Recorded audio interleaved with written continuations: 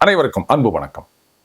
ராகுல் காந்தி அவரது எம்பி பதவியை பறிக்க வேண்டும், அவர் தேர்தலில் நிற்பதை தடை செய்ய வேண்டும் அப்படின்னு என்டிஏ தரப்பிலிருந்து நிஷிகாந்த் துபே அவர் ஏராளமான விஷயங்களை பேசியிருக்கார். முதலே ஸ்பாய்லர் அலர்ட் மாதிரி சொல்லிடுறேன் நான்.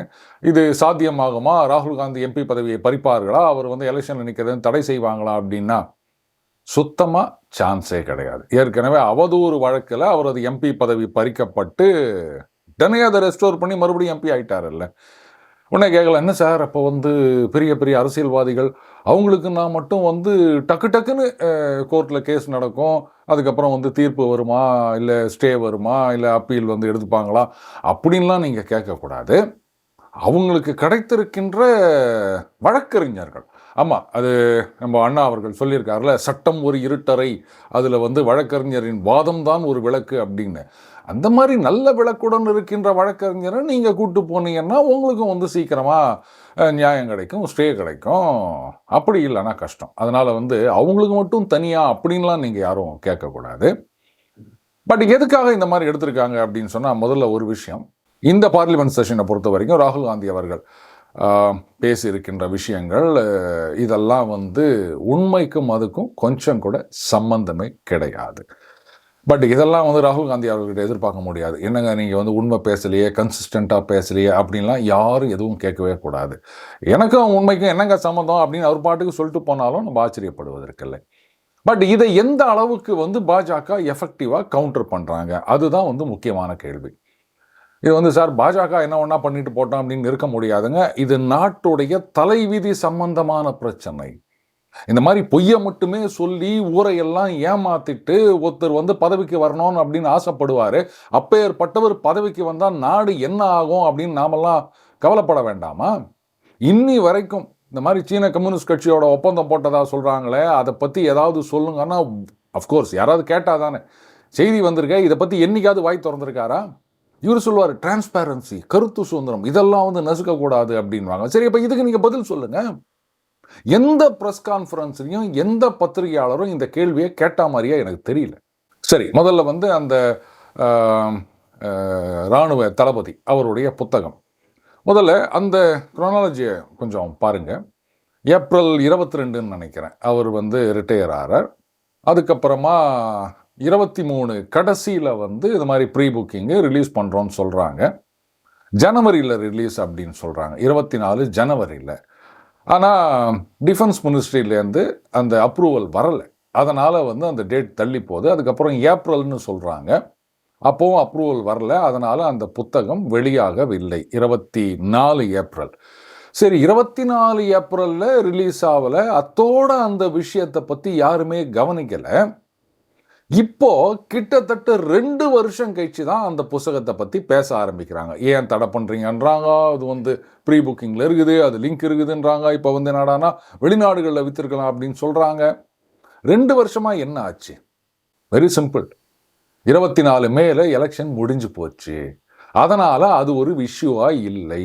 இப்போ தான் 26ல் இந்த மேல முக்கியமான மாநிலங்களில் தேர்தல் வருகின்றன. அதனால் இப்போ அந்த விஷயத்தை கையில் எடுத்திருக்காங்க. இப்போ புரியுதா உங்களுக்கு லிங்க் என்ன அப்படின்னு? அடுத்தது பாருங்க, உச்சித், உங்களுக்கு என்ன உசிதமோ அந்த மாதிரி செய்யுங்கோ அப்படின்ட்டு கை கழுவிட்டாங்கன்னு.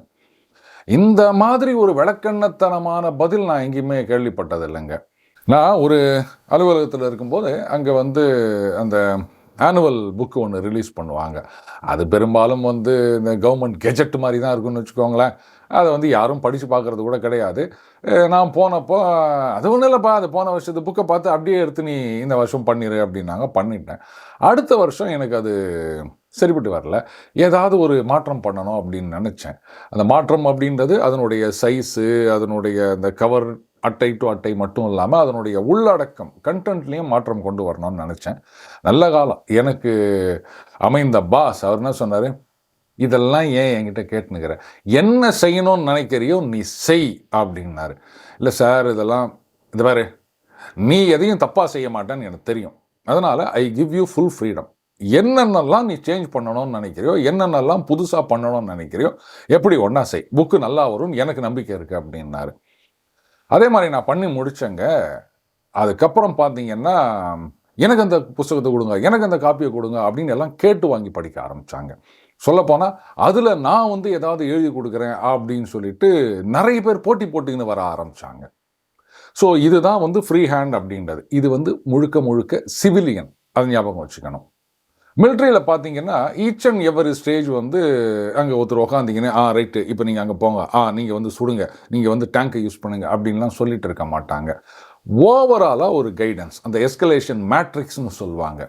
ஆனால் இந்த இடத்துல சிவிலியன் அட்மினிஸ்ட்ரேஷன் அவங்க என்ன சொல்லிட்டு இருக்காங்க, நீங்கள் வந்து அந்த சிச்சுவேஷனுக்கு எது தேவையோ அதுபடி நீங்கள் நடந்துக்கங்க அப்படின்னு சொன்னாங்கன்னா இதுதான் ஃப்ரீ ஹேண்டு கொடுத்துருக்காங்க அப்படின்னு அர்த்தம். இதை எப்படி வந்து நீங்கள் பொறுப்பிலிருந்து நழுவினார் அப்படின்னு சொல்ல முடியும்? நல்லா கவனிக்கணும்.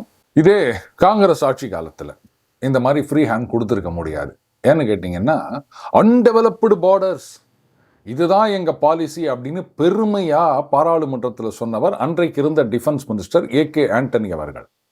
சீனாவோட பார்டரில் ரோடு கிடையாது, பிரிட்ஜு கிடையாது, ஹெலிபேடு கிடையாது, ஒரு புடலங்காயும் கிடையாது. ஏன் அப்படின்னா, இல்லை பார்டரில் அந்த டெவலப்மெண்ட்லாம் வேணாம். அப்போ நான் பார்டரில் டெவலப் பண்ணாமல் எங்கே பண்ணுவீங்க நீங்கள்?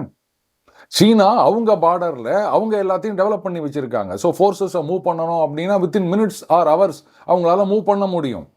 அப்போ அதை கவுண்டர் பண்ணணும் அப்படின்னா நாம் நம்மளுடைய ஃபோர்ஸஸை எப்படி மூவ் பண்ணுவோம்? இன்ஃப்ராஸ்ட்ரக்சர் வேணும்ல, ரோடு வேணும், ஹெலிபேட் வேணும், பிரிட்ஜு வேணும். இதெல்லாம் இல்லாமல் நாம் என்ன பண்ண முடியும்? ப்ரொடெக்ட் பண்ண முடியாது பார்டரை. ஆனால் இதை பெருமையாக ஒரு பாலிசின்னு சொல்லிட்டு தெரிஞ்சிருந்தாங்க காங்கிரஸ் ஆட்சி காலத்தில். ஆனால் இப்போ அப்படி கிடையாது. நாம் வந்து அதுவும் மோடி அவர்கள் பதவிக்கு வந்த பிறகு ரொம்ப சூராக அந்த பார்டரில் இன்ஃப்ராஸ்ட்ரக்சரை டெவலப் பண்ணணும், அந்த சைனீஸ் த்ரெட்டு அதுக்கு சரியான கவுண்டர் கொடுக்கணும் அப்படின்னு எல்லாத்தையும் அவங்க வந்து டெவலப் பண்ணிட்டு வராங்க.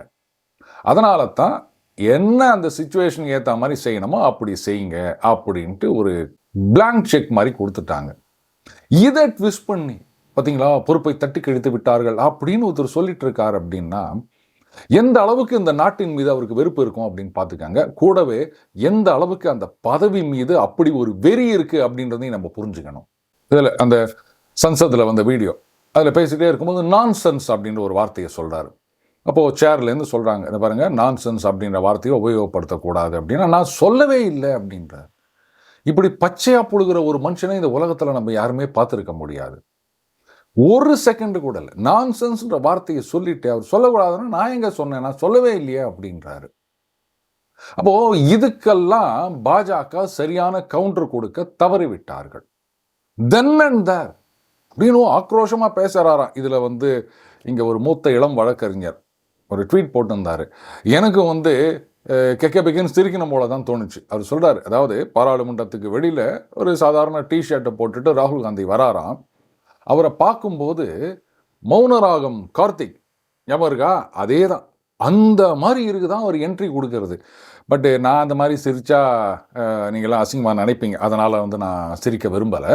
உடனே சில பேர் சொல்லுவாங்க, பார்த்தீங்களா இது வந்து உங்களுக்கு என்னங்க தெரியும் அவருடைய அருமை, கற்றோரை கற்றோரே காமுறுவர். இது வந்து நிறைய இடங்களை நான் கேள்விப்பட்டிருக்கேன். ஏதாவது ஒரு அல்பமான விஷயத்த சில பேர் வந்து ஆஹா ஓஹோன்னு பாராட்டிட்டு இருப்பாங்க. அப்போ நான் கேட்பேன், என்னங்க இது மாதிரிலாம் பண்ணிட்டு இருக்கீங்க அப்படின்னா டக்குன்னு உடனே இது சொல்லுவாங்க, என்னங்க உங்களுக்கு அவரை பற்றி அருமை தெரியலங்க, கற்றோரை கற்றோரே காமுறுவர் அப்படின்னு சொல்லும்போது நான் டக்குன்னு அவங்களுக்கு கொடுக்குற கவுண்டர் இதுதான். அதனுடைய அடுத்த வரி தெரியுமா, முதுகாட்டில் காக்கை உகக்கும் பிணம். எல்லாரும் நீங்க சொல்லிட்டு தெரிகிறாங்களா, பிறப்புக்கும் எல்லா உயிருக்கும் பிறப்புக்கும் எல்லா உயிருக்கும் இப்படிதான் சொல்லிக்கிறாங்க. அடுத்த வரி என்னன்றதை யாரும் பேச மாட்டாங்க, தெரிஞ்சாதானே பேச போறாங்க. அது மாதிரி கற்றாரை கற்றாரே காமுறுவர். நல்லா படித்தவங்க அறிவாளிகள், அவங்களுக்கு வந்து அறிவாளியை பற்றி தெரியும், அவங்க மேலே வந்து அன்பாக இருப்பார்கள். அதே சமயத்தில் அது கற்றவர்களுக்கு இந்த பக்கம் வந்தீங்கன்னா இந்த கல்லாதவர்கள் இந்த மாதிரியான ஆட்கள்லாம் எதுக்கு ஓமைப்படுத்துகின்றார்கள் அப்படின்னு சொன்னால், முதுகாட்டில் காக்கை உகக்கும் பிணம், அந்த காக்காவுக்கு அந்த செத்து போன பணம் தான் வந்து பெருசாக தெரியும் அப்படின்னு அன்றைக்கி எழுதி வச்சுட்டு போயிருக்காங்க. இதை சொன்னால் நண்பர்கள் ஏற்றுக்க மாட்டாங்க, நீ பொறாமையில் பேசுகிற அப்படின்வாங்க. சரி ரைட்டு, பொறாமையாகவே இருந்துட்டு போட்டோம். அதுக்கப்புறம் அந்த பாராளுமன்றத்தில் காங்கிரஸை சார்ந்த பெண் எம்பிக்கள்லாம் வந்து பிரதமரை சுற்றிலிருந்து கேரோ செய்ய, அதுக்கப்புறம் இன்னும் சில சதி திட்டம்லாம் போட்டிருந்தாங்க அப்படின்னு பாராளுமன்றத்திலேயே சொன்னாங்க பாஜக தரப்பில்.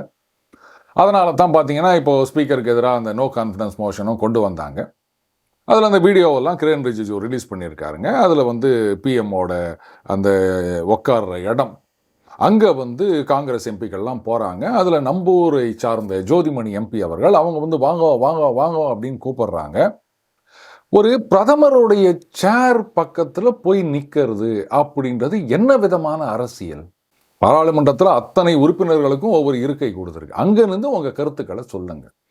பார்ஜிங் into the well of the house அப்படின்னு சொல்லுவாங்க. அதுவே தப்புன்னும் போது நீங்கள் பிஎம்மோட சீட்டு பக்கத்தில் அவர் வர இருக்கின்ற நேரத்தில் அங்கே போய் சுற்றி நின்றுக்குனீங்கன்னா, இதை சென்ஸ் பண்ணிட்டு அதில் இன்னொரு செய்தியும் பார்த்தேன். இதில் என்ன பண்ணியிருக்காங்க, அந்த சிவசேனா எம்பி, ஒரு பெண் எம்பி, அவங்க வந்து உத்தவ் தாக்கரே சிவசேனாவா இல்லை வந்து ஷிண்டே சிவசேனாவான்னு தெரியல, இவங்க கன்ஃபியூஸ் ஆகிட்டு ஷிண்டே சிவசேனா எம்பி கிட்ட வந்து ஏதோ பேசினதாகவும் அவங்க வந்து அந்த தகவலை கொடுத்ததுனால இவங்க உஷாராயிட்டாங்க பாஜகவில் அப்படின்னும் ஒரு செய்தி பார்த்தேன் நான். அடுத்தது ஸ்பீக்கருடைய அறைக்குள்ளே போயிட்டு அங்கே வந்து அன்ரூலியாக நடந்துட்டாங்க அப்படின்னு அதையும் வந்து ஒரு வீடியோ ரிலீஸ் பண்ணியிருக்காங்க. அதில் பார்த்தீங்கன்னா அங்கே இதே நம்ம ஜோதிமணி எம்பி அவர்கள் தான் அப்படியே கையை நீட்டி என்னவோ சத்தமாலாம் பேசிட்டு இருக்காங்க. இதுக்கு வந்து பிரியங்கா வத்ரா அவர்கள் ஒரு முட்டு கொடுத்துருக்காங்க. இது பாருங்க, அப்படிலாம் யாரும் நடந்துக்கல, அதுவும் நான் எதையும் வந்து அது மாதிரிலாம் பண்ணலை, நான் சும்மா தான் உட்காந்துருந்தேன். ஒரு வார்த்தையை யூஸ் பண்ணுறாங்க. 2 எம்பிக்கள் அவங்க வந்து they got agitated, they expressed themselves அப்படின்றாங்க. எப்படி அஜிடேட்டடா, அதுக்கப்புறம் அந்த அஜிடேஷனை அவங்க எக்ஸ்பிரஸ் பண்ணுறாங்களாம். இப்படித்தானா? இவங்க பார்த்துட்டு சும்மா இருந்தாங்களாம், நான் எதுவுமே பண்ணலை அப்படின்னு. உங்கள் கட்சி எம்பிக்கள் தானே, உங்கள் கூட்டணி எம்பிக்கள் தானே இந்த மாதிரி நடந்துக்கிறாங்க அப்படின்னும் போது தடுத்து நிறுத்தி இருக்க வேண்டும் இல்லையா நீங்கள்? அதை விட்டுட்டு அஜிடேட்டட் எக்ஸ்பிரஸ்ட், நான் சும்மா இருந்தேன், நான் எதுவும் பண்ணல அப்படின்றது தான் வந்து சார் இவங்களுக்கு என்ன பொறுப்புன்னு கேட்காதீங்க. கட்சியே இவங்க கண்ட்ரோலில் தான் இருக்குது. கட்சி தலைவர் அப்படின்னு சொல்றதெல்லாம் சும்மா, யாரை ஒன்றா தலைவராக போட்டாலும் அவங்கெல்லாம் டம்மியாக தான் இவங்க ட்ரீட் பண்ணின்னுக்கிறாங்க. எல்லா அதிகாரம் செல்வாக்கு எல்லாம் இவங்க கிட்ட தான் இருக்குது. அதனால தான் கனிமொழி அவர்கள் டெல்லிக்கு போயிட்டு இந்த கூட்டணி பிரச்சனை இதை பற்றி பேசுறதுக்கு கட்சி தலைவர் மல்லிகார்ஜுன கர்கே அவர்கள் கிட்ட போய் பேசலை, ராகுல் காந்தி அவர்கள்கிட்ட தான் போய் பேசிட்டு வந்தாங்க. பேசின பிறகும் இன்னும் அந்த பிரச்சனை நடுவில் கொஞ்ச நாள் அப்படி ஓஞ்சி இருந்ததுங்க. யாரும் எதுவும் பேசாமல் சைலண்ட்டாக இருந்தாங்க. இப்போ மேலேருந்து ஏதோ கிரீன் சிக்னல் கட்சிச்சு போல இருக்குது. இப்போ மறுபடியும் வந்து இங்கே வெளுத்து வாங்குறாங்க.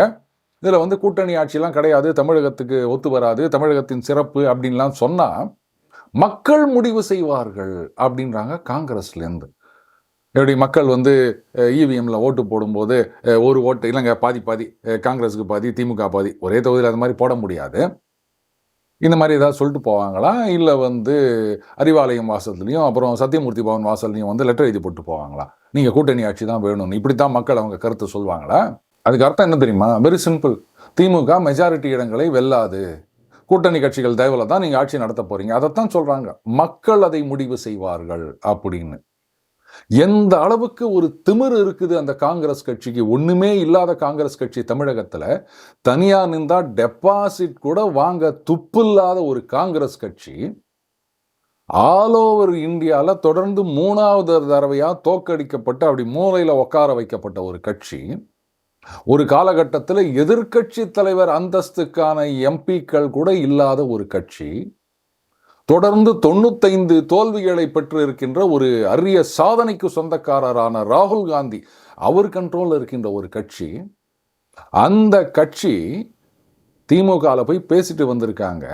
ஆனாலும் இவ்வளவு தைரியமா திமுகவை மிரட்டிட்டு இருக்காங்கன்னு சொன்னா, பதவியில இல்லாம இப்படி உட்கார வச்சிருக்கும் பொழுதே இவங்க இவ்வளோ அட்டூழியம் பண்றாங்களே, காங்கிரஸ் கட்சியை பதவியில உட்கார வச்சா இன்னும் என்னென்னலாம் பண்ணுவாங்க.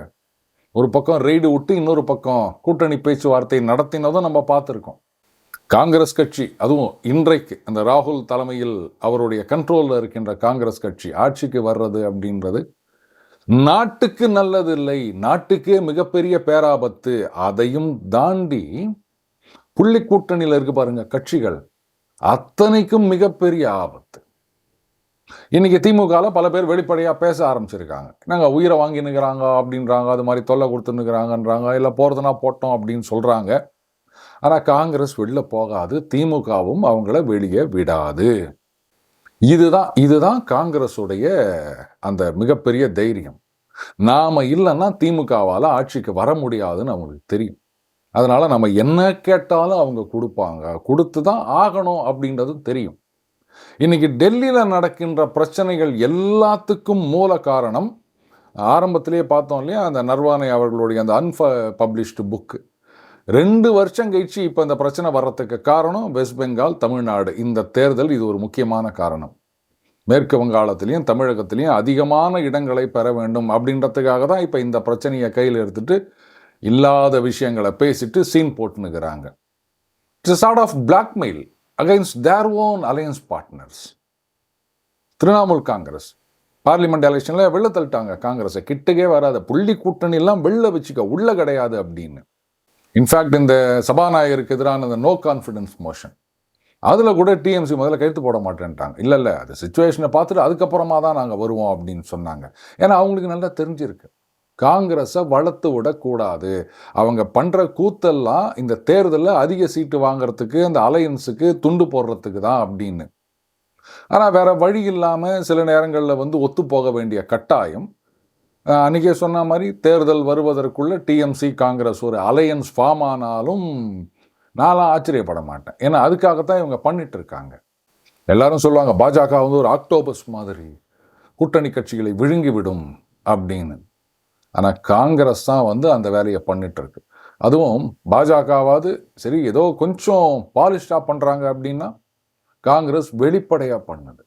ஓப்பனாக அவங்க காமிச்சிக்கிறாங்க, வேறு நாங்கள் இல்லைன்னா நீங்கள் ஜெயிக்க முடியாது, அதை விட நாங்கள் தனியாக நின்றோன்னு சொன்னால் உங்களை சுத்தமாக தோக்கடிச்சிருவோம், பாஜகவை ஜெயிக்க வைப்போம், அதுக்காகவாவது நீங்கள் எங்களுக்கு நாங்கள் கேட்குற சீட்டை கொடுக்கணும். இதுதான் அவங்களுடைய பிளாக்மெயில்.